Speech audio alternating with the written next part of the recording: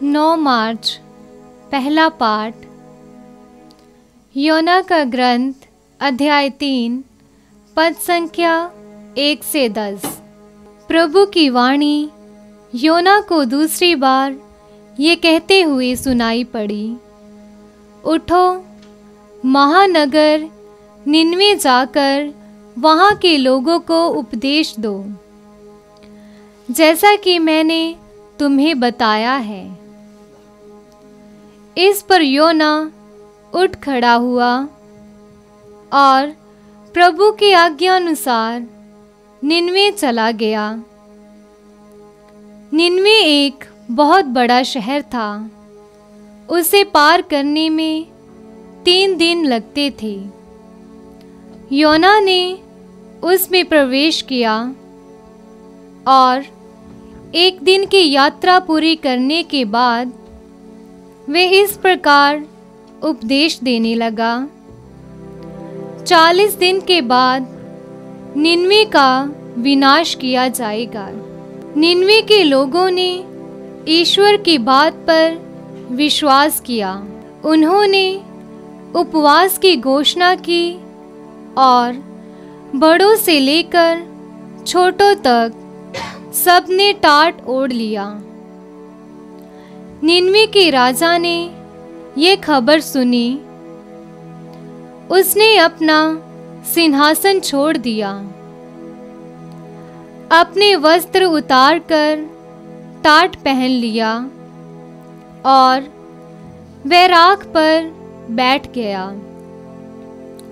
इसके बाद उसने निनवे में यह आदेश घोषित किया, यह राजा तथा उसके सामंतों का आदेश है, चाहे मनुष्य हो या पशु, गाय बैल हो या भेड़ बकरी, कोई भी ना तो खाएगा, ना चरेगा और ना पानी पिएगा।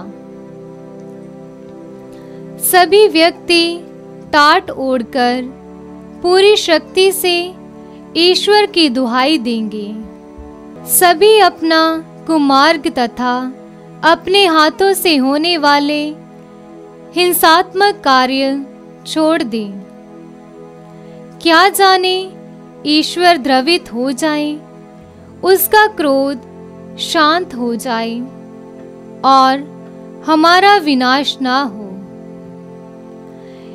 ईश्वर ने देखा कि वे क्या कर रहे हैं और किस प्रकार उन्होंने कुमार्ग छोड़ दिया है, तो वे द्रवित हो गया और उसने जिस विपत्ति की धमकी दी थी उसे उन पर नहीं आने दिया।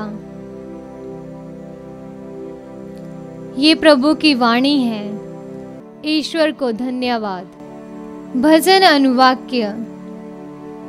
प्रभु, तू पश्चातापी दीनहीन हृदय का तिरस्कार नहीं करेगा।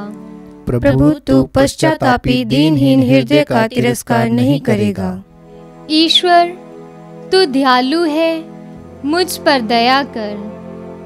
तू दया सागर है, मेरा अपराध क्षमा कर।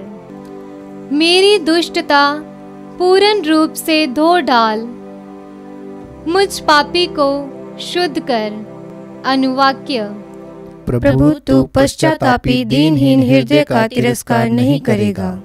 ईश्वर, मेरा हृदय फिर शुद्ध कर और मेरा मन फिर से दृढ़ बना।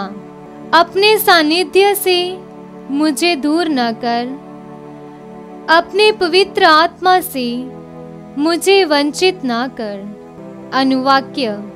प्रभु, तू पश्चातापी दीनहीन हृदय का तिरस्कार नहीं करेगा। तू बलिदान से प्रसन्न नहीं होता। यदि मैं होम चढ़ाता तो तू उसे अस्वीकार करता। मेरा पश्चाताप ही मेरा बलिदान होगा। तू पश्चातापी दीनहीन हृदय का तिरस्कार नहीं करेगा। अनुवाक्य। प्रभु तू पश्चातापी दीनहीन हृदय का तिरस्कार नहीं करेगा। जय घोष। ए मसीहा, तेरी महिमा और स्तुति हो। प्रभु ये कहता है, अब तुम लोग उपवास करो और रोते तथा शोक मनाते हुए पूरे हृदय से मेरे पास लौट आओ, क्योंकि वे करुणा में दयालु और दया सागर है। संत लूकस द्वारा रचित सुसमाचार अध्याय 11 पद संख्या 29 से 32 तक। भीड़ की भीड़ उनके चारों ओर उमड़ रही थी और वे कहने लगे, यह एक विधर्मी पीढ़ी है, यह एक चिन्ह मांगती है, परंतु नबी योनस के चिन्ह को छोड़ इसे और कोई चिन्ह नहीं दिया जाएगा।